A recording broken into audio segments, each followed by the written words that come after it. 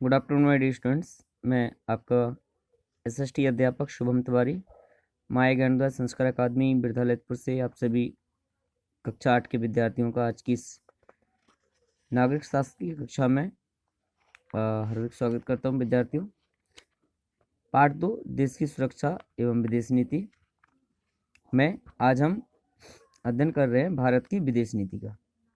विद्यार्थी, सबसे पहले बात तो ये समझिए कि विदेश नीति कहलाती क्या है। तो विदेश नीति का उद्देश्य यह है, किसी भी देश की विदेश नीति का आशय उस देश के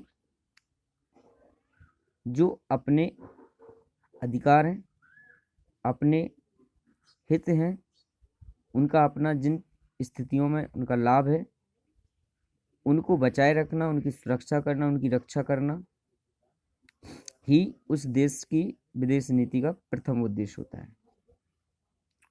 तो विद्यार्थियों, भारत का भी यही उद्देश्य है। किसी भी देश से अपने हितों की रक्षा करना, अपनी सीमाओं की रक्षा करना, बाहरी दूसरे देशों से अच्छे संबंध स्थापित करना, पड़ोसी देशों से संबंध स्थापित करना, व्यापारिक संबंध, रक्षा संबंध, हर प्रकार की नीति से एक सद्भावनात्मक व्यवहार वातावरण दूसरे देशों के साथ रखना, यही हमारे देश की विदेश नीति का प्रमुख उद्देश्य है। विद्यार्थियों, जब द्वितीय विश्व युद्ध हुआ, द्वितीय विश्व युद्ध के बाद 1947 में जब हमारा देश स्वतंत्र हुआ, उस समय हमारा जो विश्व था, यानी विश्व में आने वाले सभी जो देश थे, दो गुटों में बढ़ चुका था। दो महाशक्तियों के मध्य में संपूर्ण देश एक दूसरे से बढ़ चुके थे, और इन दो महाशक्तियों में संयुक्त राज्य अमेरिका, दूसरा सोवियत संघ रूस, इन दोनों गुटों के जो नेतृत्व करता थे वो दोनों देश कर रहे थे। दोनों ही देशों में, दोनों ही गुटों में अपनी शक्ति बढ़ाने एवं स्वतंत्र राष्ट्रों को अपने गुट में मिलाना चाहते थे। विद्यार्थियों,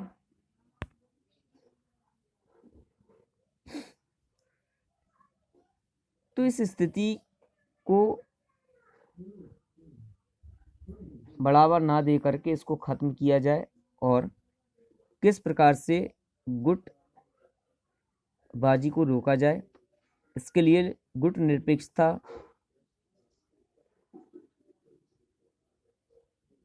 का कार्यक्रम बनाया गया, जिसका उस समय की जो परिस्थिति थी, उस परिस्थिति को देख करके सरकार ने जो अनुभव किया, उस अनुभव के आधार पर कि बिना किसी गुट में सम्मिलित हुए सभी देशों के साथ मैत्रीपूर्ण संबंध बनाए जाएं, ये हमारे सरकार की गुट निरपेक्षता नीति थी।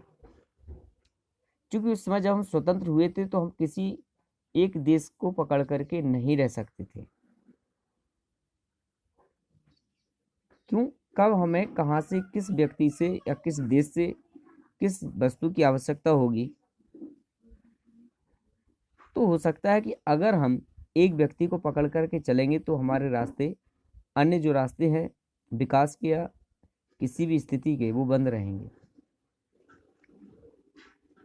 तो इस परिस्थिति को देख करके हमारी नवनिर्वाचित सरकार ने यह निर्णय लिया कि हम किसी भी गुट में सम्मिलित नहीं होंगे और हम सभी देशों के साथ एक मैत्रीपूर्ण संबंध बना करके चलेंगे। इसलिए भारत ने शांतिपूर्ण एवं स्वतंत्र विदेश नीति अपनाने का निश्चय किया। शांतिपूर्ण स्वतंत्रता की यह विदेश नीति ही गुट निरपेक्षता की नीति में बदल गई। गुट निरपेक्षता का अर्थ क्या है कि भारत ना तो किसी गुट में शामिल होगा, ना ही किसी देश के साथ सैनिक संधियां करेगा। वह अपने निर्णय लेने में स्वतंत्र एवं निष्पक्ष रूप से कार्य करेगा। इस को हम गुटनिरपेक्षता कहते हैं। विद्यार्थियों, इसके बाद देश के जो हमारे प्रथम प्रधानमंत्री थे जवाहरलाल नेहरू, उन्होंने किसी भी अन्य दूसरे देशों से युद्ध न करने के स्थान पर शांति को महत्व दिया। विद्यार्थियों, उन्होंने ही सर्वप्रथम पंचशील सिद्धांत नामक कुछ अपने विचार रखे, जिन्हें पंचशील सिद्धांत कहा जाता है। 1954 में 5 सिद्धांत बनाए, जिन्हें आज हम पंचशील सिद्धांत के नाम से जानते हैं। ये क्या है? एक दूसरे की राज्य की सीमा एवं उनकी प्रभुसत्ता का सम्मान किया जाए, एक दूसरे के भूभाग पर आक्रमण न किया जाए, एक दूसरे के आंतरिक मामले में हस्तक्षेप न किया जाए, समानता और पारस्परिक लाभ को ध्यान में रखा जाए, शांतिपूर्ण सह अस्तित्व की भावना का पालन किया जाए। अर्थात राज्य के अंदर यानी हमारे देश के आंतरिक संबंध भी एक दूसरे राज्यों से मैत्रीपूर्ण रहें, शांतिपूर्ण रहें। इसके लिए इन्होंने ये 5 सिद्धांत 1954 में इन्होंने बनाए। विद्यार्थियों, जहां हम एक दूसरे देश की एकता और प्रभुसत्ता का सम्मान करते हैं, वहीं अपने देश की रक्षा को भी विशेष महत्व देते हैं। भारत की विदेश नीति का यह भी सिद्धांत है कि अंतर्राष्ट्रीय विवादों का हल शांतिपूर्ण ढंग से हो। हमारा संविधान भी अंतर्राष्ट्रीय विवादों को शांतिपूर्ण ढंग से सुलझाने के लिए निर्देशित करता है। विद्यार्थी, वर्तमान समय में अगर आप देखें, चीन और पाकिस्तान के द्वारा हमारे देश की जो सीमाएं हैं, उन पर कब्जा करने का बड़ा प्रयास किया जा रहा है। आए दिन गोली बारूद, सीमा सीज फायर उल्लंघन, मोर्टार, सब कुछ इन दोनों देशों के द्वारा किया जाता है। परंतु हमारे देश की सेना भी अपने संविधान के दायरे में रह करके शांतिपूर्ण ढंग से भी दोनों देशों के साथ मसले को सुलझा रही है। अर्थात अंतर्राष्ट्रीय विवादों को, सीमा विवादों को भी शांतिपूर्ण ढंग से सुलझाने की नीति हमारे संविधान में रखी गई है। विद्यार्थियों,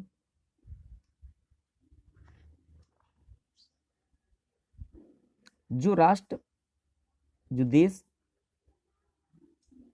ने अपने लिए संघर्ष किया, हमारे देश ने उन राष्ट्रों का सदैव ही समर्थन किया है। विद्यार्थियों, इसके बाद एक और है निशस्त्रीकरण की नीति। इस पर चर्चा करने के लिए कल फिर उपस्थित होंगे। तब तक के लिए आप सभी को बहुत बहुत धन्यवाद।